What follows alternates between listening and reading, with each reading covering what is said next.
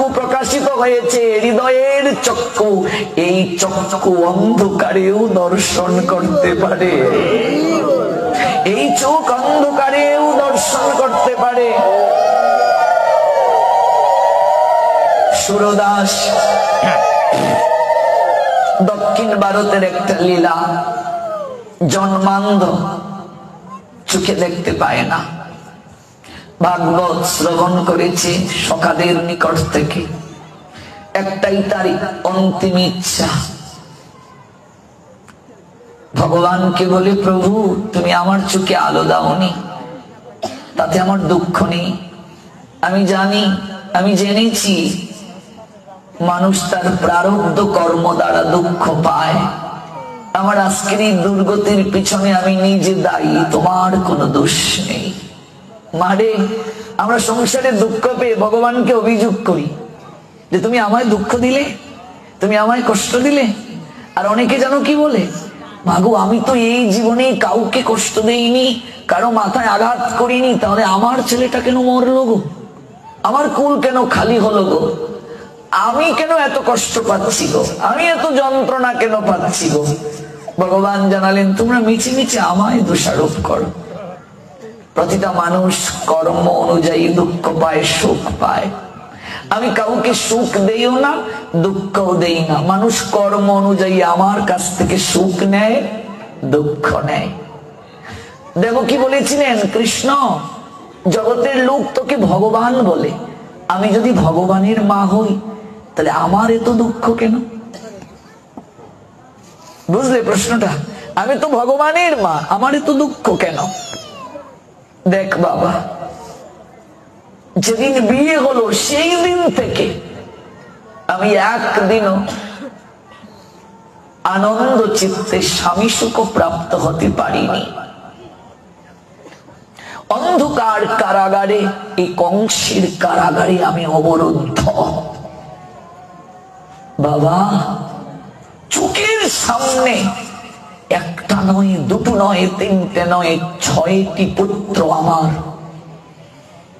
কংস পায়ে ধরে দেয়ালের মাঝে আছাড় মারলো, মাথাটা থেতলে গেল, ছিন্ন বিচ্ছিন্ন হয়ে গিয়ে মাথার খুলি পড়েছে আমার চোখের সামনে।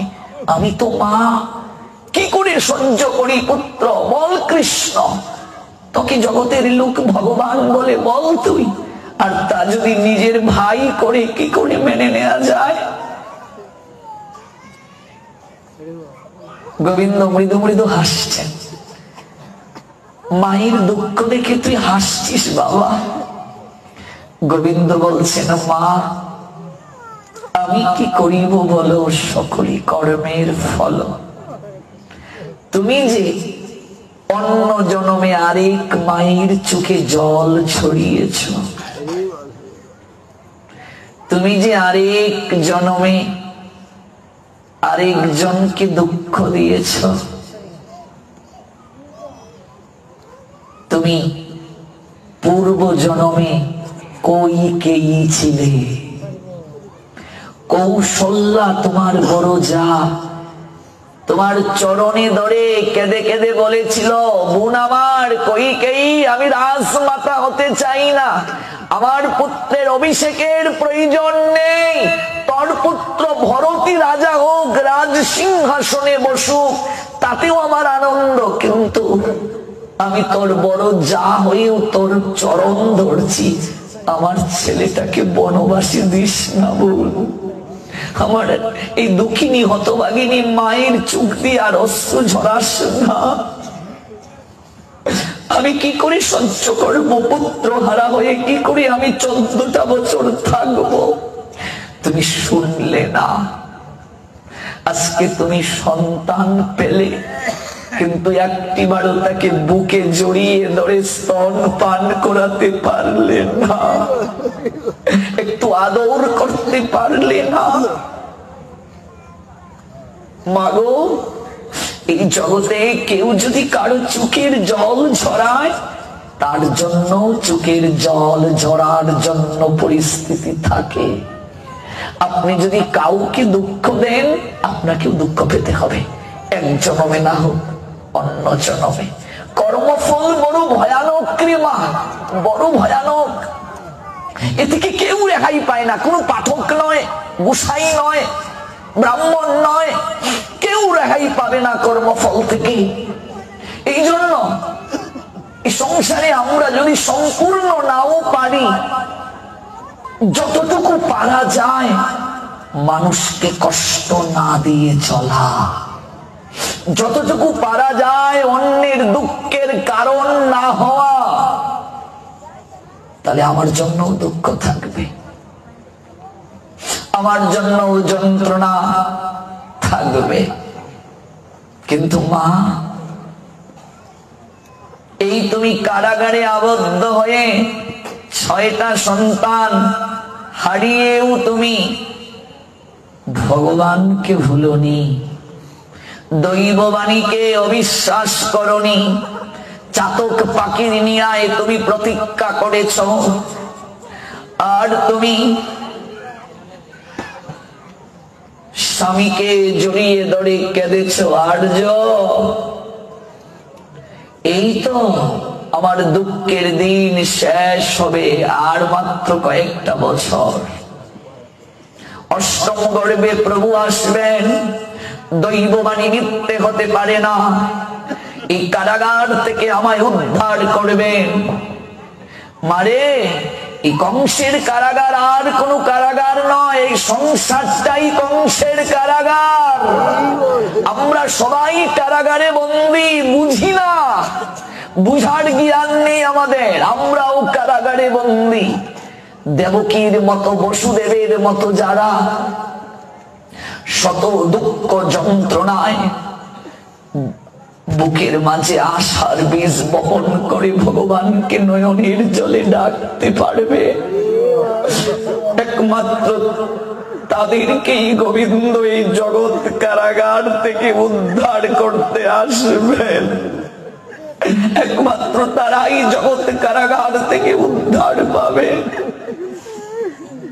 আর এই কামনা বাসনা রূপ কংস তাদেরকে হত্যা করে এই সংসার কারাগার থেকে উদ্ধার করে নিত্য শাশ্বত আনন্দ দামে গোবিন্দ নিয়ে যাবেন, যেখানে আছে কেবল আনন্দ আর আনন্দ, সুখ আর সুখ, যেখানে জরা নাই, ব্যাধি নাই, যন্ত্রণা নাই, কষ্ট নাই, কেবল নিত্য আনন্দ, পরমানন্দময় গোবিন্দের চরণে যে আনন্দ, এই আনন্দ আর কোথাও নাই, কোথাও নেই, কোথাও নেই গো। তুমি যে আমায় অন্ধ করে পাঠালে, অন্ধ করে পাঠালে তুমি আমায়, আমার তাতে অভিযোগ নেই প্রভু, আমি জানি প্রারব্ধ কর্মের কারণে আমার এই কষ্ট। তবে আমার যে একটা অন্তিম ইচ্ছা প্রভু, আমি যেন আমার শেষ জীবনটা মধুময় শ্রী বৃন্দাবনে কাটাতে পারি। সুরদাস বলছেন অন্তত তিনি যে আমার শেষ জীবনটা যেন আমি বৃন্দাবনে কাটাতে পারি, আমার দেহটা যেন বৃন্দাবনে মিশে যায় ব্রজের ধুলায়। নরোত্তম দাস ঠাকুর বলেছিলেন, এ দেহ অন্তিম কালে রাখবো শ্রী যমুনার জলে, জয় রাধে গোবিন্দ বলে আমি কবে ভাসিব গো। আমার সেদিন কবে হবে? আমার এই দেহটা যেদিন শেষ হবে, আমি কবি যমুনার জলে ওই দেহটাকে অবিস্নাত করতে পারবো। আর আমি রাধে রাধে রাধে বলে আমি কবি যমুনার জলে দেহটাকে ভাসাতে পারবো। আমি কবে হা রাধে শ্রী রাধে বলে ব্রজের ধুলায় গড়াগড়ি দিতে পারবো। সুরদাসের তাই প্রার্থনা। তাই সুরদাস চলছেন, একাকী করে যাবেন। সহযাত্রী কয়েকজন সতীর্থগণ প্রার্থনা সুরদাসের শুনে ইচ্ছে পূরণ করার মনোরথে সুরদাসকে নিয়ে বৃন্দাবনের পথে যাত্রা করবে। তাই হলো মধুময় শ্রী বৃন্দাবনে তাকে পৌঁছে দিয়ে সতীর্থগণ তার কাছ থেকে বিদায় নিল। একদিন সুরদাস হুচট খেয়ে যষ্টিতে ভর দিয়ে তো চলেন, লাঠি মানে যষ্টি, একটা গর্তের মাঝে পড়ে গিয়েছেন। গর্তে পড়ে ডাকছেন, হে শ্যাম সুন্দর, হে গোবিন্দ, আমি যে গর্তে পড়ে গেছি প্রভু। ডাকছেন আর নাম করছেন। দুটা বালক পাশ দিয়ে হেঁটে যাচ্ছে, কে গো এখানে পড়ে আছো? কাঁদছো কেন গো? চোখে দেখতে পাও না? তোমরা কে? আমরা ব্রজ বালক। যাও, প্রয়োজন নেই তোমাদের। কেন পড়ে থাকবে? তোমরা কি আমায় ফেলেছো? আমরা তো ফেলিনি, তাহলে তোমরা তুলতে আসবে কেন? যিনি আমায় ফেলেছেন তিনি যখন তুলতে আসবেন তখনই উঠবো, আর তিনি যদি না তুলেন পরেই থাকবো, এখানেই পচে মরবো।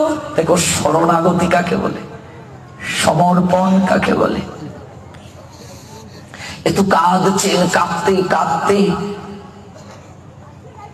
তার বক্ষ ভেসে গেল, স্থির থাকতে পারলেন না আর গোবিন্দ। শ্যাম সুন্দর শ্রী গোবিন্দ এসে দাঁড়ালেন স্বর্ণমুখী। সুরদাস, কে? আমায় চিনতে পারছো না? যাকে তুমি এতটা ভালোবাসো, সতত যার চিন্তায় তুমি সময় অতিক্রম করো, যার কৃপা প্রাপ্তির জন্য তোমার এই দেহটা মধুময় শ্রী বৃন্দাবনে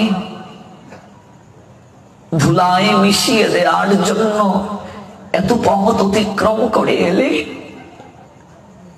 আমি তোমার শ্যাম সুন্দর শ্রী গোবিন্দ, আমি তোমার শ্যাম সুন্দর, আমি তোমার গোবিন্দ।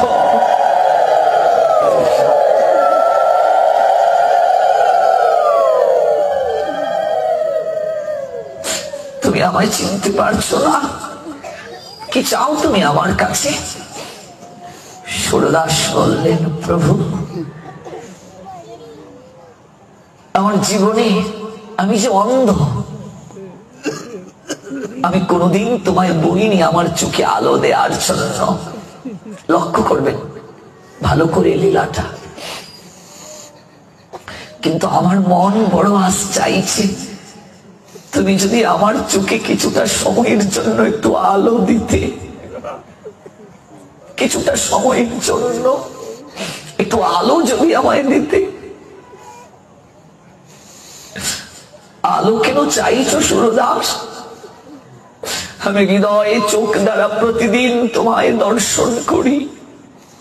জগৎ জীব যেন জানে বুঝে, আমি প্রতিদিন তোমায় যে রূপে দেখি, এই চর্ম চোখ দিয়ে তোমাকে দেখেও আমি একটু তুলনা করতে চাই, তুমি কি সেই ব্যক্তি কিনা যাকে আমি প্রতিদিন দর্শন করি। এই হৃদয়ে চোখ দিয়ে আমি প্রতিদিন যাকে দেখি তুমি তা কিনা। তোমাকে দর্শন করতে চোখের কি আবশ্যকতা? তোমাকে দর্শন করতে দরকার একটু কামনা বাসনা বিবর্জিত শুদ্ধ বিশুদ্ধ হৃদয়, একটু প্রেম দরকার, শুদ্ধ বিশুদ্ধ হৃদয়ের প্রেম। এজন্যই গীতায় তুমি বারবার বললে, মন মনা ভব অর্জুন, আর কিচ্ছু দিতে হবে না, মন মনা ভব, তোমার মন আমায় দিয়ে দাও, আর কিছু লাগবে না। মন মনা ভব, তোমার হৃদয় আমায় দাও, তোমার মনটা আমায় দিয়ে দাও। আসল জায়গাটি আমরা নিচে পড়ে আছি। আমরা সব ভগবানকে দিতে পারি, মন না, এটা দিতে পারি না। আর ভগবান চাইছেন তোমার মন আমায় দাও, তোমার মনটা আমায় দাও। চোখে আলো সঞ্চার করলেন। সুরদাস তাকিয়ে দেখছে, ও তোমায় তো আমি সব সময় দেখি, আমি ভাগবত কথা শ্রবণ করে হৃদয়ের মাঝে তোমার যে প্রতিচ্ছবি আমি অঙ্কন করেছি, আমি যেভাবে তোমায় প্রতিদিন দর্শন করি, তুমি তো সেভাবেই দাঁড়িয়ে আছো আমার সামনে। শ্যাম সুন্দর, তুমি আবার আমায় আরেকটা বর দাও, কি চাও? শ্যাম সুন্দর, ও শ্যাম সুন্দর, তুমি আমার চোখ দুটো অন্ধ করে দিয়ে যাও। কেমন বর চাইছো সুরদাস? চোখটা অন্ধ করে দেবো কেন? কারণ আমার এই চোখে যদি আলো থাকে, আমি তো জন্মের পরে কোনো কিছুই দেখিনি, কোনো স্মৃতি আমার এই চোখে নেই, কিন্তু এখন চোখে যদি আলো থাকে, আমি অনেক তো সুন্দরের দিকে দৃষ্টি দেব। আমি তো প্রতিদিন কেবল একজনকে এই হৃদয়ে চোখ দিয়ে দেখেছি, আমার একটা স্মৃতি কেবল তাকে নিয়ে। এখন যদি এই চোখে আলো থাকে, আমি আর অনিত্য সুন্দর দর্শন করতে চাই না। যদি দর্শন করি, চোখ বন্ধ করার সঙ্গে সঙ্গে তুমি ব্যতীত আরো কত চিত্ত যাবে, আমি এগুলো আর স্থান দিতে চাই না। তাই তুমি আমায় চোখটা আবার অন্ধ করে দিয়ে যাও, আমি যেমন ছিলাম আমি তেমন থাকবো। আর আমি এই হৃদয়ে চক্ষু ধরা আমার মনের রাজ্যে তুমি মহারাজা হয়ে অনন্তকাল থাকবে। আমি তোমায় অনন্তকাল ধরে দর্শন করব, আমি আর কিছু চাই না, আমি আর কিছু তোমার কাছে ভিক্ষা চাই না। মাগো, এই মন গোবিন্দকে প্রদান করতে হয় সঠিক সময়ে। মন দূষিত ময়লা আবর্জনায় যদি বিমোহিত হয়ে যায়, এই মন কি করে দেব ভগবানকে? আমরা সবজি কিনতে বাজারে যখন যাই, মা কি সবজিটা কিনতে চাই? টাটকা। ফল কিনতে যখন দোকানে যাই, কোন ফলটা কিনতে চাই? টাটকা ফল। সবজি কিনতে গেলেও টাটকা সবজি, ফল কিনতে গেলে টাটকা ফল। মালা কিনবে ভগবানের জন্য, পুষ্প বিতানে গিয়েছেন, আমরা বলি সতেজ সজীব পুষ্পটা দাও, টাটকা পুষ্পটা দাও, টাটকা ফুল, ফুলের মালা। সবজি টাটকা, ভগবানের জন্য ফল মন্দিরে নিয়ে যাচ্ছি টাটকা, বুঝবে কথাটা? ফুলের মালাটাও টাটকা, আর নিজে যাচ্ছি বাসি হয়ে, বুঝলে বাবা? সবকিছু টাটকা, আর নিজে যাচ্ছি বৃদ্ধকালে বাসি হয়ে যাচ্ছি নিজে।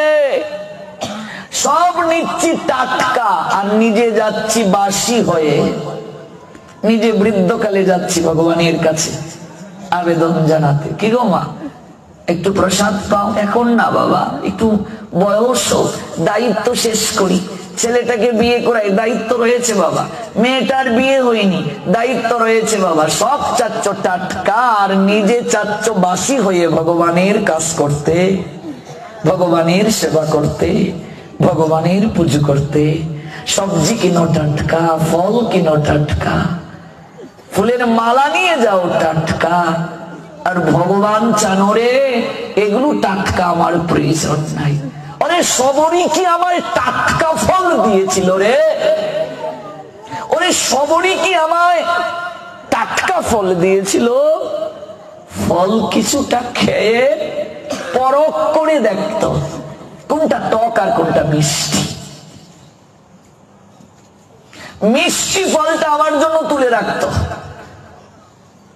আর পুষ্প দিয়ে এমন করে সাজিয়ে রাখতো প্রাঙ্গণ, কুটিরের প্রাঙ্গণ। সবাই ভাবতো আমার প্রভু এসেছেন, আহা তিনি মহারাজা, অযোধ্যার রাজা, ভগবান। কিন্তু বনবাসী নগ্ন পদে না জানি কত কঙ্কর, কত কাঁটা তার চরণে প্রবেশ করে। তিনি যখন আমার কুটিরে আসেন, তার চরণে যেন ব্যথা না হয়, এই জন্য পুষ্প সারাটা পথ সাজিয়ে রাখতেন সবরি পুষ্প দিয়ে, প্রভুর চরণে যেন ব্যথা না হয়। শৈশব কৈশোর যৌবন চলে গেল সবরি, যখন বৃদ্ধকাল তার, রঘুপতি রামচন্দ্র গিয়ে তার কুঠিরে দাঁড়িয়েছিলেন। সেদিন সবরি কেঁদে কেঁদে বলেছিল, ঠাকুর যখন এলে, এমন এক সময়ে তুমি এলে, আমি যে একটা টাটকা ফল বৃক্ষ থেকে তুলে এনে তোমার মুখে তুলে দেব, টাটকা পুষ্প দিয়ে মালা গেঁথে তোমার গলায় পরিয়ে দেব, আমার শরীর তো সেটাও সমর্থন করছে না। বুঝবে, লীলার তত্ত্ব বুঝবে। প্রভু বলেছিলেন রঘুপতি রামচন্দ্র, সবরি পুষ্পের মালাগুলো শুকিয়ে গেছে, হয়তো এই পুষ্পের ঘ্রাণ হয়তো নেই, সতেজতা হয়তো নেই, কিন্তু সবরি এর মাঝে যে প্রেম আর ভক্তি তুমি মাখিয়ে গেঁথেছিলে এতটা দিন, পুষ্পের সজীবতা নষ্ট হয়ে গেছে, টাটকা ভাব নষ্ট হয়ে গেছে, কিন্তু তোমার প্রেম ভক্তি নষ্ট হয়ে নাই। তোমার প্রেম আর ভক্তি এখনো রয়ে গেছে। ওই মালাটা তুমি আমার গলায় পরিয়ে দাও, এটাই পরিয়ে দাও আমার গলায়। ওই ফলটাই, একটু ফল শুকিয়ে গেছে, তাতে কি, আমার মুখে তুলে দাও। মারে, সব টাটকা চাই আমরা। ভগবান টাটকা ফল খাওয়ার কাঙ্গাল না, ভগবান টাটকা সবজি টাটকা ফুলের মালার কাঙ্গাল না। ভগবান চায় তার ভক্ত টাটকা থাকতে, সজীব থাকতে, যৌবন শক্তি থাকতে যেন তার সেবা করে, তার ভজন করে, তার আরাধনা করে। কাঁচায় না নোয়াইলে বাস, পাকলে করে ঠাস ঠাস। ও বাবা, হাওড় অঞ্চলের মানুষ আমরা বড়শি ভালো করে চিনি, বড়শি দিয়ে মাছ ধরা অনেকেই ধরেছে। ও বাবা, কঞ্চিটা কিংবা বাঁশটা, এটা দিয়ে যখন বড়শি বানানো হয়, আগুনের মাঝে যখন ধরা হয়, কাঁচা থাকলে বাঁকানো যায়, পেকে গেলে এটাকে বাঁকানো যায়? পাকা বাঁশটাকে কখনো আগুনে তাপ দিয়ে কি বাঁকানো যায়? যায় না। ভজনটা করতে হয় শরীর টাটকা থাকতে, যৌবন থাকতে। শরীরে এখন শক্তি আছে, রথ সচল আছে, নিজে রান্না করে বুক লাগিয়ে খাও। স্বামী পারছে না, তাকে সে যা খেতে চায় তা রান্না করে দিচ্ছ, দেখ সেও একদিন আসবে। রথ যখন অচল হয়ে যাবে, তখন যদি না পারো প্রসাদ পেতে, না পারবে। কিন্তু যখন পারছো তখন কেন করছো না? রথ অচল হয়ে গেলে যদি না পারো, যে কদিন খেলে প্রসাদ, যে কদিন ভগবানের গুণকীর্তন করলে এই রেজাল্ট নষ্ট হবে না, এটা অ্যাকাউন্টে জমা থাকবে। আর রথ অচল হয়ে গেছে, নিজে রান্না করে খাবে, দায়িত্ব পালন করে, ছেলে বিয়ে করিয়ে বউটাকে বুঝিয়ে দিয়ে। কাকিমাকে বলেছিলাম, কাকিমা পাঠিয়ে আসবে না? কাকা বাবুকে বলো, বলছে বাবা তোমার কাকা এখন কুকুর আর আমি কুকুরি। বললাম কেন? বলছে তোমার কাকা বাবু নাতিকে নিয়ে নার্সারিতে যায়, সেখানে 1টা পর্যন্ত থাকে, এখান থেকে আবার আসে, বিকেলে আবার গানের স্কুলে নিয়ে যায়, সেখানে পাহারা দেয় কুকুরের মতো, আবার আসে। সন্ধ্যাবেলায় পড়াতে নিয়ে বসে পাহারা দেয়। আর আমি রান্না করে বৌমাকে স্কুলে পাঠাই, স্কুল থেকে আসার পরে ক্লান্ত হয়ে বৌমা শুয়ে থাকে, আমি রান্না করে খাওয়াই। তোমার কাকা কুকুর আর আমি কুকুরি। ভেবেছিলাম ছেলেটাকে বিয়ে করালে দায়িত্ব কমবে, দায়িত্ব এই কমলো, কুত্তার কুত্তুনি হলাম। বুঝলে মা, দায়িত্ব শেষ হবে, দায়িত্ব শেষ হবে, মরার আগেও শেষ হবে না। যারা ভাবছো দায়িত্ব শেষ করে হরিভজন করব, জীবনে কোনোদিন করতে পারবে না। যৌবন থাকতে করো, 1 মাস করো, 1 বছর করো, 5 বছর করো, তারপর যদি করতে নাও পারো, এই 5 বছরের রেজাল্টেও পরবর্তী জন্মে কৃষ্ণ ভক্ত মায়ের ঘরে জন্ম নেবে। রথ সচল থাকতে করো। এখন 2 বার স্নান করতে পারবে, কোনো সমস্যা নেই। 3 বার করতে পারবে, সমস্যা নেই। বৃদ্ধকালে 1 বারও করতে পারবে না। রথ যখন আছে তখন কেন করছো না? মূর্খ যারা, বোকা যারা, ওরা যৌবনে ধন ব্যয় করে, সঞ্চয় করে না। বৃদ্ধকালে ভিক্ষার থালা নিয়ে দাঁড়ে দাঁড়ে আত্মীয় স্বজনের কাছে যায়। আর যারা বুদ্ধিমান, ওরা যৌবনে সঞ্চয় করে রাখে, বৃদ্ধকালে বসে বসে খায়। আমরা বোকা হয়ে গেছি, বোকা। আমরা ভাবি দায়িত্ব পালন করে ভগবান ডাকবো। দায়িত্ব শেষ হয় নাকি কোনোদিন? হ্যাঁ, কে বলছে দায়িত্ব শেষ হয়? যে মেয়ের বিয়ে দেইনি বাবা, এখন ভগবানকে ডাকবো, জপমালা নেব, প্রসাদ পাবো। মেয়ের তো বিয়ে দেইনি, মেয়ের বিয়ে পর্যন্ত বাঁচবে? কে দিয়েছে তোমায় নিশ্চয়তা বাঁচবে? কাজেই সময় থাকতে ভক্তের সঙ্গ ধরো। সময় গেলে সাধন হয় না। বসিয়া কি করো রে মন, মন দুরাচার। শ্রী চৈতন্য চিত্তে কেন ভাবনা, অবতীর্ণ দয়াল এলেন নদিয়াপুরে, দিতে হরিনাম প্রতি ঘরে ঘরে। উত্তম অধম সে যে এমনও দয়াল, না করে বিচার। আমার নিতাইর মতো দয়াল আর নেই রে, আমার গৌরের মতো দয়াল আর নেই রে। যতকু ভাবনা ছাড়ো অন্য কাম, দিবানিশি মুখে বলো হরিনাম।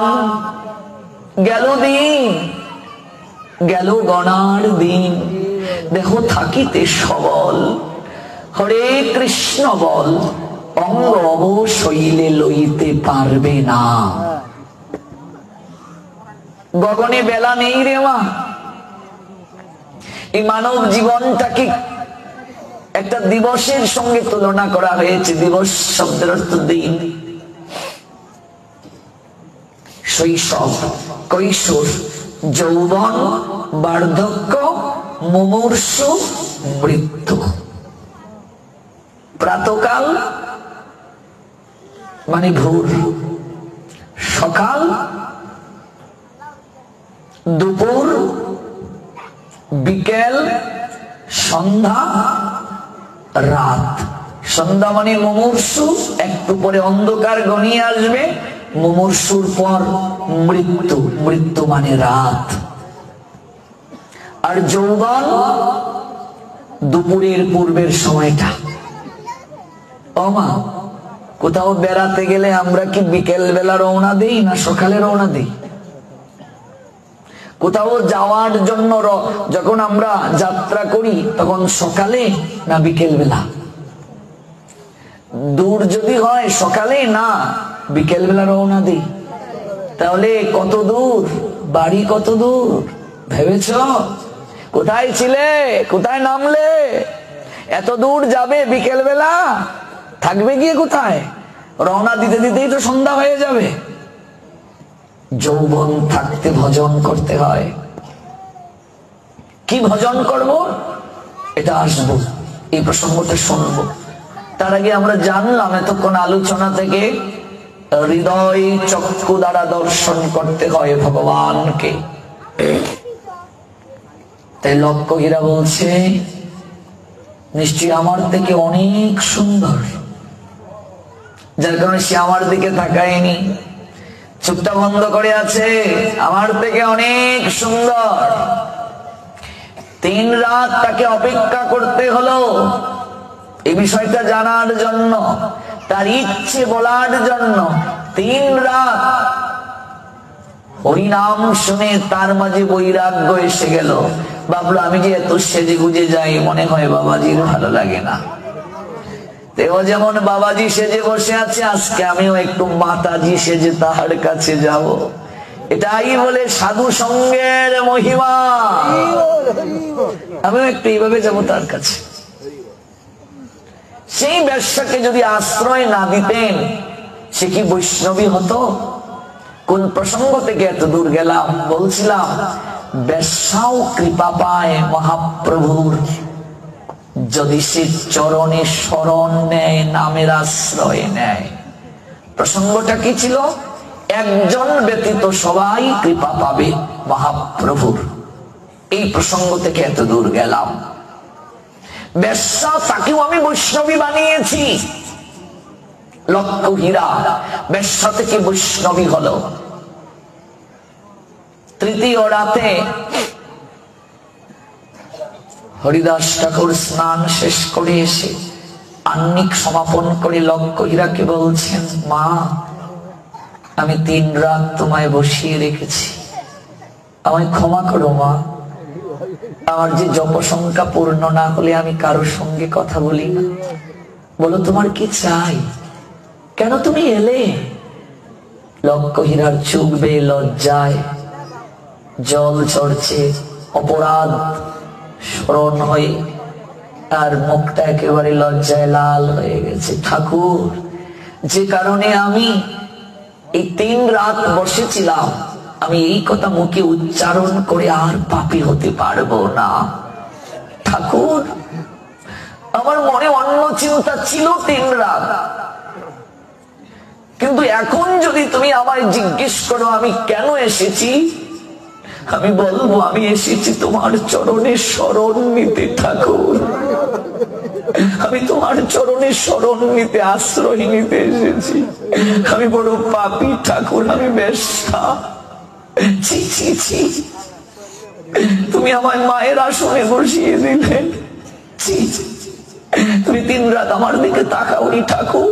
তুমি কাকে দেখলে? চোখ বন্ধ করে আমার দিকে একটিবার তাকাওনি। মারে, তোকে একটা প্রশ্ন করি মা, এই জমিদার তোকে টাকা দেয় না? দামি গহনা, শাড়ি কেন দেয়? তুই নাচতে পারিস বলে, তাই তো? জিজ্ঞেস করে আয় তো মা, তুই যেদিন নাচতে পারবে না, চরণে গুগুর বাঁধার পরও যেদিন নাচতে পারবি না, তুই তোর যৌবন যেদিন থাকবে না, চামড়া যেদিন কুচকে যাবে, তুই অন্যের নেশা যেদিন চরিতার্থ করতে পারবি না, কামনা পরিতৃপ্তি করতে পারবি না, সেদিনও কি ওই জমিদার তোকে এত আদর আপ্যায়ন করবে, ভালোবাসবে? যা জিজ্ঞেস করে আয়। শুন মা, এই জগৎটা বড় বিচিত্র রে, সংসারটা বড় বিচিত্র। যতদিন দিতে পারি সবাই ভালোবাসে, আর যেদিন দিতে পারবি না সংসারে কেউ ভালোবাসবে না। ও মা, শুধু অর্থ নয় মা, যদি কাজ করতে পারো আত্মীয় স্বজনও তোমায় ভালোবাসবে, ডাকবে, ও পিসিমা বিয়ের 10 দিন আগে তুমি এসো, ও কাকিমা 1 সপ্তাহ আগে তোমাকে নায়র আনতে যাবো। কাজ করতে পারবে না, কে নেবে তোমায় বসিয়ে বসিয়ে খাওয়ার জন্য? বৌমাটার কাছেও তুমি বোঝা, ছেলেটার কাছেও বোঝা হয়ে যাবে যদি 3 দিন বিছানায় পড়ে যাও। ভেবেছো জীবনের হিসাব কখনো উপলব্ধি করেছো কি মা? যা জিজ্ঞেস করে আয়, তোর যেদিন যৌবন থাকবে না তোকে ভালোবাসবে, এইভাবে তোকে উপহার দেবে। মারে, একমাত্র তিনি সুখে দুঃখে বিপদে সম্পদে সমপরিমাণ ভালোবাসেন, আর তাকে এই চর্ম চক্ষু দ্বারা দেখা যায় না রে মা, তাকে হৃদয় চক্ষু দিয়ে দর্শন করতে হয়। আমি চোখ বন্ধ করে সেই শ্রীকৃষ্ণের নামই তিব্রাত কীর্তন করেছি রে মা। তিনি পরম বান্ধব, তিনি গোবিন্দ। বজুহুরে মন শ্রীনন্দের নন্দন অভয় চরণ আরবিন্দরে। আর মনে রাখবে, দুর্লভ মানব জনম সাত সঙ্গে তর হয়ে এই ভব সিন্ধুরে। এই সংসার সাগর যদি কেউ পাড়ি দিতে চায় রে মা, ওই সাধু সঙ্গরূপী নৌকায় তাকে আরোহণ করতে হবে। ওই নৌকার মাঝিকে জানিস? ভবের ঘাটের কর্ণদার শ্রী গোবিন্দ স্বয়ং মাঝি। তিনি বইটা বেয়ে নিয়ে যাবেন। আর নৌকা চলবে কি করে জানিস? রাধার নামে বাদাম দিয়া রে ভাই, রাধার নামে বাদাম। বাদাম টানা নৌকা নিশ্চয়ই দেখেছেন, আমরা দেখেছি। আমার মামার বাড়ি হাওড় অঞ্চলে পড়েছে তো। বাদাম টানা নৌকায় আমরা মামার বাড়িও এসেছি ছোটবেলা, আমার মনে আছে, তখন আমার 4-5 বছর বয়স। বাদাম টানা মানে পাল তোলা নৌকা। পাল তোলা নৌকা এরকম কাপড় বেঁধে রাখা হতো, বাতাস আবদ্ধ হতো, এটা দিয়ে চলতো। একজন এরকম ধরে রেখেছে বইটা। এখন আর তো এগুলো নেই, ইঞ্জিন বের হয়েছে। রাধার নামে বাদাম দেয়া রে ভাই। এই যে বাদাম মানে পাল তোলা নৌকা, এই বাতাসটা শক্তি, এই শক্তিতে চলছে। রাধারানী হলো শক্তি। রাধার নামে বাদাম দেয়া রে ভাই, জগাই মাদাই বলেছিল, রাধার নামে বাদাম দিয়ে যাচ্ছে। তারা আনন্দ বাজারে নেচে যায়। আনন্দ বাজার, এই সাধু সঙ্গ আনন্দের বাজার। ওইখান থেকে যাবে আনন্দ বাজারে। আনন্দ বাজারে তারা নেচে যায়। তারা হরিবল হরিবল বলে নেচে যায়। হরিবল বলে নেচে নেচে যাইছে। আর কি? রাধার নামে বাদাম দিয়ে আনন্দ বাজারে তারা যাচ্ছে। আর তারা হরিবল হরিবল বলে নেচে নেচে যাচ্ছে। লাদিনী শক্তি, প্রেমময়ী লাদিনী শক্তি। হরিনাম একমাত্র আমাদের সম্বল। যা জিজ্ঞেস করে আয়, ঠাকুর আমি যাবো আর আসবো। ঠাকুর তুমি কোথাও যাবে না, তুমি এখানেই থাকো। চরণের ঘুঘুর খুলে ঢিল মেরে ফেলে দিল রামচন্দ্রকা জমিদারের চরণে। কিরে ঘুঘুর খুলে ফেললি কেন? আমি আর নাচবো না বাবু। কেন রে? তোকে পাঠিয়েছিলাম ওই সাধুকে বশ করতে, তুই নিজেই তার দলে চলে গেলে। বাবু ওই সাধু সাধারণ কেউ নয়। এখনো সময় আছে বাবু, আপনি তার চরণে শরণ নেন। আপনি টিকতে পারবেন না, আপনার বিনাশ হয়ে যাবে। আমার মতো ব্যবসা কেবল তার সঙ্গ করে 3 রাত তার মুখে হরি কথা শুনে, হরি নাম শুনে যদি আমার এমন হতে পারে, আমার মন বলছে ওই সাধু সাধারণ কেউ নয়। প্রকৃত সাধুর এটাই ক্ষমতা। প্রকৃত সাধুর শ্রীমুখ থেকে হরি নাম শুনলে, হরি কথা শুনলে আপনার এমন হতে বাধ্য। আজকাল আমরা হরি নাম যে শুনছি নাম যজ্ঞে গিয়ে, প্রকৃত সাধুর মুখ থেকে শুনতে পারছি না বলে আমাদের ক্রিয়া হচ্ছে না। নাম যজ্ঞ হচ্ছে, কিন্তু যারা নাম পরিবেশন করছে তারা কি আদৌ শুদ্ধাচারী? তারা হরি নাম করাকালীন অবস্থাতেও তো তারা আহারটা শুদ্ধ রাখে না। আয়োজনকারী ভক্ত হরি নামের আয়োজন করলো, তারা নিরামিষ খাচ্ছে। আর যারা হরি নাম শ্রবণ করাবে তারা করিম চাচার দোকান থেকে ডিমের মামলেট খেয়ে সে কীর্তনে উঠে। তারা সুখ টান দিয়ে বিড়িটা টেনে মুখটা না ধুয়ে এসে কীর্তনে উঠে। ও বাবা, কেউ যদি বিড়ি খায়, এই সাধু সঙ্গে যে এসেছে এখানে এসে বিড়ি খাবে? ও সর্বনাশ, এ তো অনেক বড় অপরাধ। আচ্ছা ধুতিটা পরা, তিলকটা পরা, আঙ্গিনা থেকে নেমেই বিড়িটা টেনে আবার মুখটা না ধুয়ে এসে উঠে গেছে। ও মা, আচ্ছা পান যদি কেউ খেয়ে অভ্যাসও করে, ভাগবত পাঠের এসে পানের কৌটা গুলো কেউ পান খাবে? এটা তো অনেক বড় অপরাধ। পান যদি কেউ খেয়েও তাকে মুখটা ধুয়ে এসে ভাগবতে আসবে, এটা নিয়ম। মুখটা ধুয়ে ভাগবতে আসতে হবে, মুখটা ধুয়ে কীর্তনে যেতে হবে। যে আমি অভ্যাস করে ফেলেছি অন্তত 2.5 ঘন্টা গিয়ে আমি হরিনাম হরিকথা শুনবো, আমাকে মুখটা ধুয়ে যেতে হবে, নইলে অপরাধ হবে। তাহলে এই কয়েকটা ঘন্টার সময় নেশা থেকে দূরে থাকতে পারলো না, তার মুখ থেকে হরিনাম কি করে আমার কল্যাণ বয়ে আনবে? এজন্য শুদ্ধ ভক্তের মুখ থেকে হরিকথা হরিনাম শুনলে জীবের কল্যাণ হবে, তার আগে নয়। বাবু, শাড়ি গহনা আপনি আমায় যা দিয়েছেন আমি সব আপনায় ফিরিয়ে দিচ্ছি। এক এক করে সব ফিরিয়ে দিলেন। আপনি আমায় যেভাবে নাচিয়েছেন আমি নেচেছি, যেভাবে বসিয়েছেন আমি বসেছি। আপনার একটা কথা আমি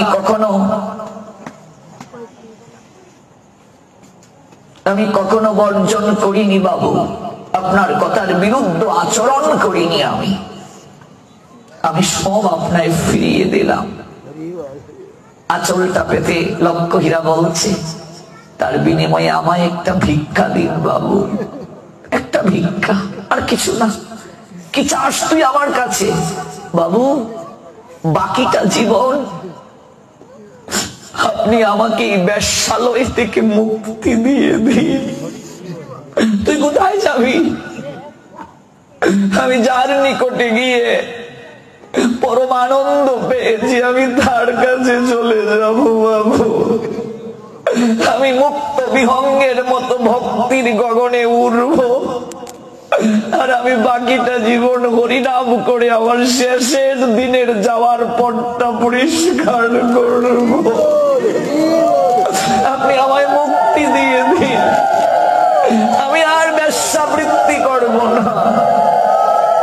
আপনি আমায় মুক্তি দিয়ে দিন। মারে মনে রাখবে, জগৎপতি কৃষ্ণ যে ভজন করে না, যে নিজের পতিকে নিয়ে মগ্ন, তাকে ভাগবত জানালেন সেই বেশ্যা। প্রত্যেক নারীর একজনেই স্বামী, জগৎ স্বামী কৃষ্ণ। আর এই জগতে যে স্বামীকে সে প্রাপ্ত হয়েছে, তাকে ভর করে, তাকে হাত ধরে সে জগৎ স্বামীর কাছে যাবে। একটা নারী একাকী কোথাও যেতে পারে না। সমাজ সংসারে তার প্রতি লোলুপ দৃষ্টি দিতে পারে শকুনের দল, দুঃশাসন দুর্যোধনের মতো কীটেরা। এই জন্য তার একটা আশ্রয় প্রয়োজন, তার একটা ভরসা প্রয়োজন। এই জন্যই বিবাহ জীবনে সে যায় একজনের শক্তি রূপে। ওই পতি তাকে সাধু সঙ্গে নিয়ে যাবে, ওই পতি তাকে ভজনে সহায়তা করবে, ওই পতি তাকে জগৎপতির কাছে নিয়ে যাওয়ার ব্যবস্থা করবে। আর আমরা পতি পেয়ে জগৎপতি ভুলে গেলাম, স্বামী পেয়ে জগৎ স্বামী ভুলে গেলাম। ব্রজ গোপিকাদেরকে দরজা লাগিয়ে রেখেছিলেন তাদের স্বামীগণ। বাঁশির ধ্বনি যখন রাসমণ্ডপ থেকে গোবিন্দ বাজালেন, গোপিকারা দৌড় দিচ্ছে, স্বামীরা তাদেরকে জোর করে দরজা লাগিয়ে রেখেছে। আচারি পিচারি কে বলছে, আজকের দিনটায় বাধা দিও না। যারা জোর করে যেতে পারলো গেল, যারা যেতে পারে নাই ওদের দেহটাকে আটকে রাখা হয়েছে ঘরের ভেতরে, ওদের মন চলে গেছে রাসবিহারীর চরণে। তারাই বিচারিণী, যারা জগৎ স্বামীকে আরাধনা করে না। কিছু মূর্খ লোক প্রচার করে স্বামী থাকতে আর কারো আরাধনা করা লাগে না। এগুলো মূর্খরা বলে যে সদবা একাদশী লাগে না, স্বামী আছে কৃষ্ণ ভজন লাগে না। স্বামী পেয়েছো কেন? জগৎ স্বামীর কাছে যাওয়ার জন্য। এই জগতে প্রত্যেক নারীরই একজন স্বামী। সামাজিক দিক থেকে স্বামী মারা গেলে মানুষ বিধবা হয়, তত্ত্বগত দিক থেকে কোন নারী বিধবা হয় না। প্রত্যেক নারীর একটাই স্বামী, শ্রী গোবিন্দ ভগবান। আর কারো, আর কেউ না, আর কেউ না। ও যদি তোমার প্রকৃত স্বামী হতো, যাওয়ার সময় বলে গেল না কেন, নিয়ে গেল না কেন? ওরে এইভাবে চলিস রে, আমার সময় গনিয়ে গেছে, আমি যাচ্ছি, বলে গেল না কেন, নিয়ে গেল না কেন? কারণ ও তোমার প্রকৃত জন নয়, ও বাবা, অভিনয় মঞ্চ দেখেছো তো? যাত্রার মঞ্চ, সেখানে একজন আপনার স্ত্রীর চরিত্রে অভিনয় করেছে। অভিনয় শেষ, মঞ্চ থেকে নেমে গেছেন। আপনি যদি বলেন তুমি আমার ঘরে চলো, তুমি তো আমার স্ত্রী, সমাজ মানবে? বলবে ওরে বুকা, এটা তো অভিনয় ছিল রে, তোর স্ত্রী কি করে সে? ও তো যাত্রার দলের সুক্রী, ও তোর স্ত্রী নয়, ও তো অভিনয়। এটা অভিনয় মঞ্চ সংসার। ওকে চিনতে না, বিয়ের আগেও চিনতে না, এই জন্মের আগেও তাকে চিনতে না। কেবল কয়েকদিনের জন্য অভিনয়ের সুযোগ পেয়েছো, মরার সঙ্গে সঙ্গে অভিনয় শেষ। আর আছে চিনা জানা, আর চিনবে, আর জানবে, সঙ্গে নেবে। তো কি বলে সে আপনার হলো? কি করে আপনার হলো সে? অথচ আমরা সেই স্বামীকে পেয়ে আর কিছু জানি না, সন্তানকে পেয়ে আর কিছু জানি না, নাতিকে পেয়ে আর কিছু জানি না। নাতির পরে পন্থী দেখারও শখ, পন্থীর পরে আর একটু যদি ভগবান বাঁচিয়ে রাখতে পারতো, খন্তিটা দেখে যেতে পারত। এক জায়গায় পাঠে গেলাম, তার পন্থী হয়েছে, হেসে হেসে বলছে আমাকে, এসে বলে গোসাই আমার মতো ভাগ্যবতী কজন আছে এই পাড়ায়? এবং কেন? প্রসাদ পান? আরে না, এই ভাগ্যবতী না, আমি পন্থী দেখেছি। আমি বললাম কি ভাগ্যবতী রে? আমি ভাবলাম হয়তো এসে বলবে প্রসাদ পাই গোসাই, একটু রান্না করে পাওয়াবো আপনায়, এই জন্য ভাগ্যবতী বলতেছে। না, পন্থী দেখেছি এই জন্য সে ভাগ্যবতী। আমি বললাম কি আশীর্বাদ দেব? খন্তিটা যেন দেখে যেতে পারি।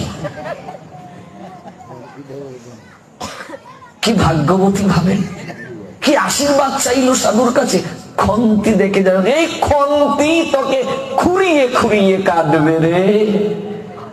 জগতে এলে কেন, যাবি কোথায় ভাবলে না, বুঝলে না, উপলব্ধি করলে না। পাড়ার মধ্যে তার মতো ভাগ্যবতী কেউ নেই, পন্থী দেখেছে, কোথায় যাবে? এটা অভিনয় মঞ্চ। ও বাবা, মঞ্চে দুটো পথ থাকে, একটা প্রবেশ আর একটা কি প্রস্থান। এই জগৎ নাট্য মঞ্চে জন্ম হলো প্রবেশ, মৃত্যু হলো প্রস্থান। একজন পরিচালক থাকে কি থাকে না? যাত্রার একজন মাস্টার আছে কিনা, সে বলে দিচ্ছে ডায়লগ, আর উঠে বাংলা বিহার উড়িষ্যা, সেও বলছে বাংলা বিহার উড়িষ্যা। আচ্ছা, কেউ যদি পরিচালক, দিক নির্দেশক, সে যে ডায়লগ দেয়, এই ডায়লগটা বাদ দিয়ে যদি অন্য কোনো ডায়লগ বলতে থাকে, যে বই পালা হচ্ছে, যে যাত্রা হচ্ছে, এটার সঙ্গে সম্পৃক্ত ছাড়া জমবে? দর্শকের হাতে তালি পাবে? নাটক বা যাত্রা জমবে? তো পরিচালক ভগবান আমাদেরকে কি সংলাপ বলাবেন, আমরা তাই বলবো। যেভাবে চালাবেন সেভাবে চলবো, এই প্রতিশ্রুতি দিয়ে এসেছি। এই মঞ্চে অভিনয় করব, স্ত্রী পেয়েছি, সন্তান পেয়েছি। আর আমরা ওই মাস্টারকে বাদ দিয়ে, দিক নির্দেশককে বাদ দিয়ে, আমরাই নিজেরাই মাস্টার, নিজেরাই পরিচালক। মন গড়া ডায়লগ এই জগৎ নাট্য মঞ্চে বলছি, আর বারবার জন্ম মৃত্যুর চক্রাকারে ঘুরছি। বুঝলে মা? বারবার ঘুরছি।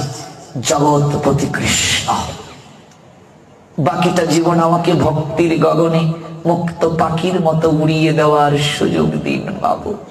চলে গেল, ব্যবসা চলে গেল, লুটিয়ে গিয়ে পড়লো। ঠাকুর তাকিয়ে দেখো, শরীরে আমার কোনো গহনা নেই, দামি শাড়িও নেই ঠাকুর, আমি সব ছেড়ে চলে এসেছি। আমি যে বেশ্যা, পাপী। মারে, তুই এমন কি পাপ করেছিস? মহাপাপীও যদি তুলসীর সেবা করে, হরিনাম করে, পবিত্র হয়ে যায়। প্রতিদিন চরণ তুলসী সেবা করবি। এই যে গোবিন্দের চরণে তুলসী দাও না, এগুলো চিবিয়ে চিবিয়ে জল দিয়ে খেয়ে নেবে। কিছু মূর্খ লোক প্রচার করে তুলসী দাঁতে লাগানো যাবে না, গিলে খাবে। গিলে খাবে, গলায় যদি লেগে যায় অপারেশন করতে হবে। এগুলো শুনবে না। তুলসী চিবিয়ে খেলে দোষটা কি? কিসের দোষ এটা? এগুলো ভুল কথা, কুসংস্কার। তুলসী কৃপা করার জন্যই জগতে এসেছেন আমাদের। তুলসী চিবিয়ে খেয়ে নেবে, চরণ তুলসী, কৃপা হবে। ক্যান্সারের ভাইরাস নষ্ট হয়ে যায় প্রায় 90 ভাগেই তুলসীর এত শক্তি। 1 লক্ষ হরিনাম না করে জল গ্রহণ করবি না। কিন্তু আমি যে বেশ্যা, আমারে এই বেশ্যাই একদিন দেখবি তুই বৈষ্ণবী হবে। এই বেনাপুলের জঙ্গল একদিন তীর্থ হবে। তোর মতো বেশ্যার চরণ ধুলি নেওয়ার জন্য লক্ষ লক্ষ লোক আসবে এখানে একটু ধুলায় ঘোরাঘুরি দেওয়ার জন্য। বেশ্যা বৈষ্ণবী হয়ে গেল নামের চরণে আশ্রয় নেওয়ার জন্য আর সাধু সঙ্গের কারণে বেশ্যাও বৈষ্ণবী হয়। তাহলে বেশ্যা যদি কৃপা পায়, এই কাঙ্গালির ঠাকুর গৌর সুন্দর, তাহলে যে মদ খায় মাতাল সে নিশ্চয়ই তোমার কৃপা পায় না। মদ যে খায়, মহাপ্রভু বললেন মদ তো জগাই মাদাইও খেত, আমি কি কৃপা করিনি? তাদেরকেও বৈষ্ণব বানিয়ে দিয়েছি। গোমাংস ভক্ষণ, মদ, রমণী ধর্ষণ, কত কুকার্য করত, ওদেরকেও আমি বৈষ্ণবী বানিয়ে দিয়েছি, বৈষ্ণব বানিয়ে দিয়েছি। বেশ্যা বৈষ্ণবী হলো, জগাই মাদাই বৈষ্ণব হলো।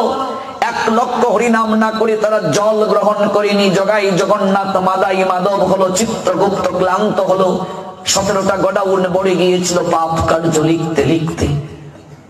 ওরাও চরণে শরণ পেল। কিসের দ্বারা? জপমালা আছে, যদি না থাকে কি হবে? উদ্ধারের পথ কিছুই নাই। হরের নাম, হরের নাম, হরের নামইব কেবলম। কলো নাস্তেব নাস্তেব নাস্তেব গতির অন্যতা। সকালবেলা ক্লাসে আসবে, মঙ্গল আরতির পর ক্লাস হবে 1 ঘন্টা। সকালবেলা আমরা প্র্যাকটিক্যালি কি করে ভগবানের সেবা করবে, পুজো করবে, এগুলো দেখিয়ে দেব। দূর থেকেও যেন আসতে পারো, এই যেন 6টায় আমরা মঙ্গল আরতি দিলাম, না তো আমরা তো 4:30টায় করি। 6টায় আরতি দিলাম, আরতির পর 6:30টায় ক্লাস 1 ঘন্টা গৃহে। এখানে সবাই আমন্ত্রিত। সকালবেলা জগাই মাদাই বৈষ্ণব হয়ে গেল। তাহলে যে মাছ, মাংস, পাঠা, মুরগি এগুলো খায়, ওদেরকে নিশ্চয়ই তুমি কৃপা করো না। মহাপ্রভু বলেন চাপাল, ও তো মাংস খেত। পাটার মাংস শিবা সাঙ্গিনায়, পাটার মাথা রক্ত পড়ছে, ঝুলিয়ে দিয়েছিল, তাকেও আমি কৃপা করেছি। তবে শোনো, নামের আশ্রয় না নিলে কিন্তু নয়। নামের আশ্রয় নিয়ে যে শুদ্ধাচারী হবে, আমি সবাইকে কৃপা করি। তো তুমি কাকে কৃপা করো না? তুমি যে বললে আমি একজনকে কৃপা করি না। গৌর হরি বললেন আমি কেবল মাত্র কোন অহংকারী ব্যক্তিকে কৃপা করি না, সবাইকে কৃপা করি। মহাপাপীকে কৃপা করি, বেশ্যাকে কৃপা করি, পাষণ্ডীকে কৃপা করি, অখাদ্য কুখাদ্য গ্রহণকারীকে কৃপা করি, কিন্তু আমি অহংকারীকে কৃপা করি না। কেন ঠাকুর? কি করে আমি মানতে পারি বলো? ল্যাংটা ওদেরকে পাঠিয়েছিলাম, ল্যাংটা যাওয়ার সময় ওরা ল্যাংটা যায়, আমার সকল জিনিস ওরা ভোগ করে, অথচ ওরা আমায় দেয় না, স্বীকার করে না। যদি জিজ্ঞেস করে কেউ ছেলে মেয়ে কয়জন, এটাও বলে না আমার নয়, ভগবানের দান, এটাও বলতে পারে না, বলে আমার 1 ছেলে 1 মেয়ে। ওরে তোর কোত্থেকে হলো রে? আমি দিয়েছি বলে তোর।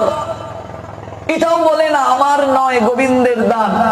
এটাও বলে না যে গোবিন্দের দান 1 ছেলে 1 মেয়ে, গোবিন্দের দান 2 ছেলে 1 মেয়ে, গোবিন্দের দান 2 ছেলে 3 মেয়ে, এটাও বলে না। তো আমি কি করে কৃপা করবো বলো? বুঝলে মা, যে আমি অহংকারীকে কৃপা করি না। ওরা আমার সব ব্যবহার করে, আমার নাম কয় না, স্বীকার করে না, কৃতজ্ঞতা বোধ নেই। ওরা দিন থেকে রাত পর্যন্ত বলছে আমার বাড়ি, আমার ব্যবসা, আমার চাকুরি, আমার স্বামী, আমার স্ত্রী, আমার পুত্র, আমার কন্যা সব যদি তোর হয়, গোবিন্দ বলেন তুই কার? তুই কার? তুই তো নিজেই নিজের না। সব যদি তোর হয়, তুই কার? তুই কার? তুই তো নিজেই নিজের না। তাই আজ থেকে এই শিক্ষা নিয়ে যাও। যদি কেউ বলে সন্তান কজন, আগে বলবে আমার নয়, গোবিন্দের দান। এই কথাটা বলো। অহংকারী যদি প্রসাদ বুঝিও হয়, কিন্তু ভিতরে অহংকার, তাকে আমি কৃপা করি না।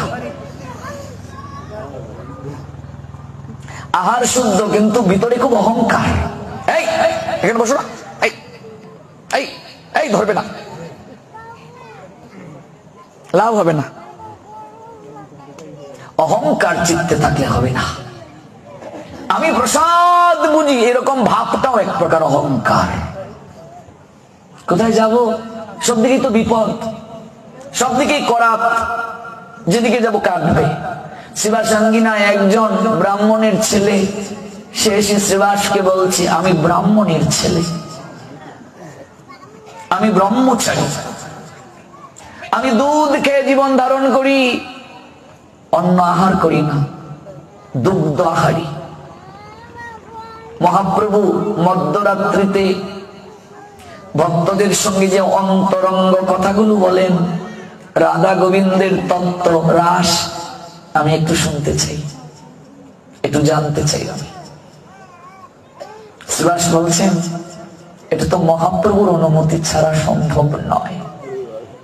তুমি বসো, বাহিরে বসো, মহাপ্রভু যদি কৃপা করে অনুমতি দেন তাহলে আমি তোমাকে প্রবেশ করাবো। মহাপ্রভু এলেন, শ্রীবাস করজুড়ে বলছে প্রভু ব্রাহ্মণের ছেলে, একটু তোমার সঙ্গে সাক্ষাৎ করবে। ছেলেটা এসে বলছে আমি ব্রাহ্মণের ছেলে, আমি দুগ্ধ আহারী, আমি কেবল দুধ খেয়ে থাকি, আমি বীর্য ধারণ করি, আমি ব্রহ্মচারী, বীর্য ক্ষয় করি না শরীরের। আমি একটু রাসের কথা শুনতে চাই। মহাপ্রভু বলেন শ্রীবাস ওকে ঘাড় ধাক্কা দিয়ে বের করে দাও। যে জগাই মাদাই থেকে শুরু করে চাপাল গোপাল মহাপাপী পাষণ্ডী তাদেরকেও প্রাণে না মেরে গৌর হরি কৃপা করলেন আর বললেন ঘাড় ধাক্কা দিয়ে ওকে বের করে দাও। কেন? মহাপ্রভু বললেন আমি কাঙ্গালকে কুলে তুলে নিই, অহংকারীর দিকে ফিরেও তাকাই না। গৌর প্রেমানন্দে আমি কাঙ্গালকে কুলে তুলে নেই, অহংকারীর দিকে ফিরেও তাকাই না। কাঙ্গালকে কোলে তুলে নেই, কিন্তু অহংকারীর দিকে ফিরে তাকাই না। আমি দুগ্ধ আহারী, এই যে ভাব অহংকার। আমি উচ্চ কুলে জন্ম নিয়েছি, এই যে ভাব। অনেক পাণ্ডিত্য কিন্তু হৃদয়ে বিনয়ে নাই, সেও ভগবান পাবে না।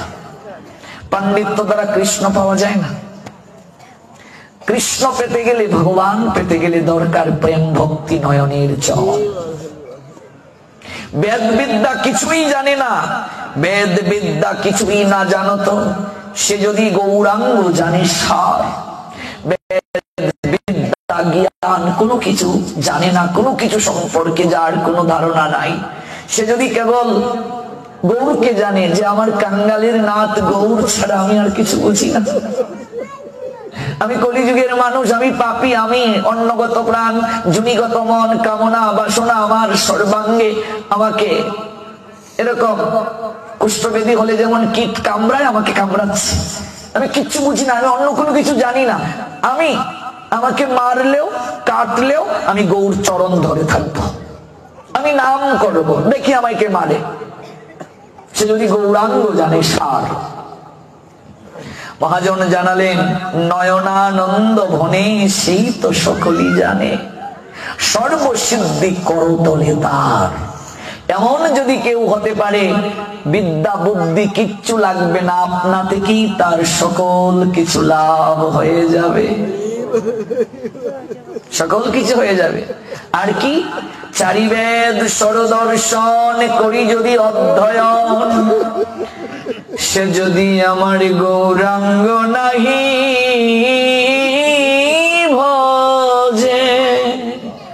বেদ জানে, মুখস্থ কণ্ঠস্থ টুটস্থ, কিন্তু গৌর জানে না, গৌর ভালোবাসে না, প্রেম নাই, ভক্তি নাই, হৃদয়টা মরুভূমি। বৃতাকার অধ্যয়ন লুচন বিহীন জন, দর্পণে অন্ধে কিবা কাজে। ও বাবা, একটা অন্ধ লোকের সামনে যদি আয়না দাও, দেখতে পাবে? প্রেম যার নাই, ভক্তি নাই, গৌর অনুরাগ নাই, সে অন্ধের মতো কলিযুগে। অন্ধ যেমন আয়নায় কখনো কিছু দেখতে পায় না, ওই ব্যক্তিও তদ্রূপ। গৌর একমাত্র কলিযুগে আমাদের ভজন আরাধ্য, সার সর্বস্ব, আমাদের আর কেউ নাই। গৌর ছাড়া আমাদের আর কেউ নাই। কেন গৌর চরণ ধরবো আমরা?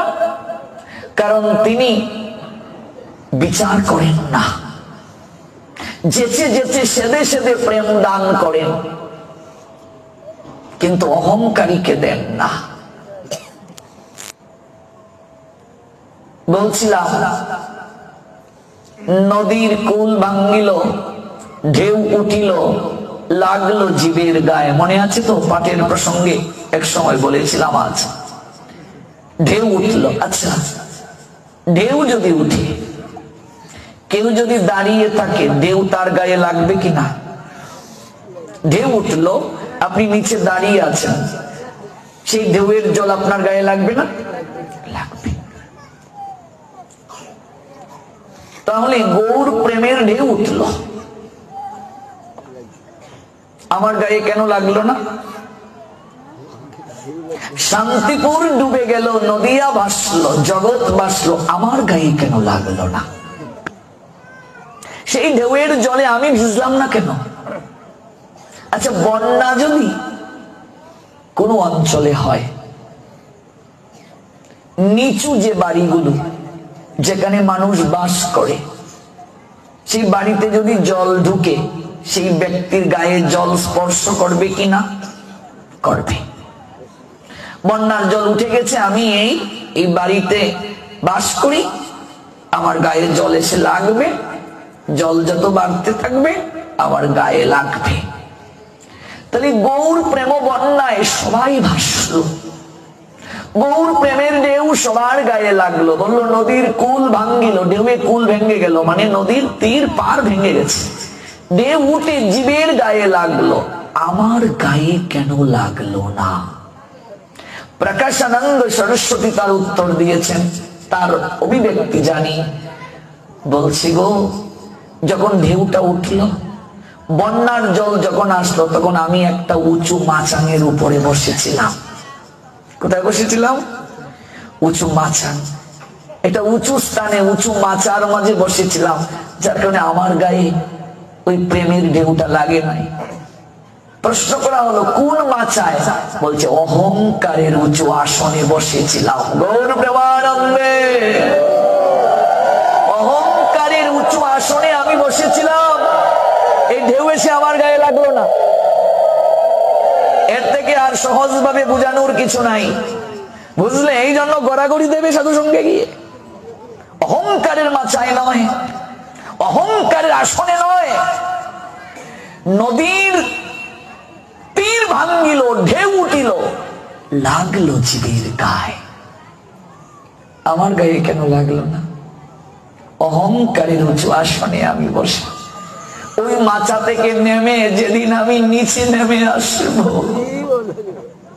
ওই ঢেউয়ের গা আমাকেও ভাসাবে, ওই ঢেউয়ের জলে আমিও ভাসবো, ওই প্রেমের স্রোতে আমাকেও ভাসিয়ে নিয়ে যাবে। কে নেবে? ব্রজ প্রেম নিতাই ডাকে আয়, নিতাই ডাকে আয় রে আমার গৌর ডাকে আয়, গৌর ডাকে আয় রে আমার নিতাই ডাকে আয়। একসময় গৌর ডাকছেন, একসময় নিতাই ডাকছে।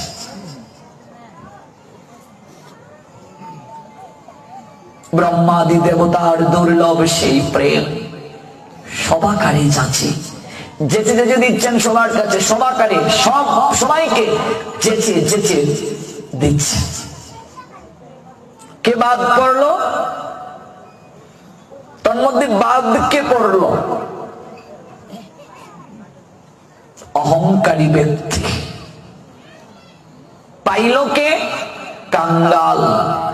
ভব বিরঞ্চিত বাঞ্ছিত প্রেম জগতে ফেলিল ঢালি, কাঙ্গালি পাইয়ে খাইল নাচিয়ে। হাতে দিয়ে একটু দেয়া যাবে? হাত সবার নিশ্চয় আছে। হরে কৃষ্ণ হরে কৃষ্ণ কৃষ্ণ কৃষ্ণ হরে হরে হরে রাম হরে রাম রাম রাম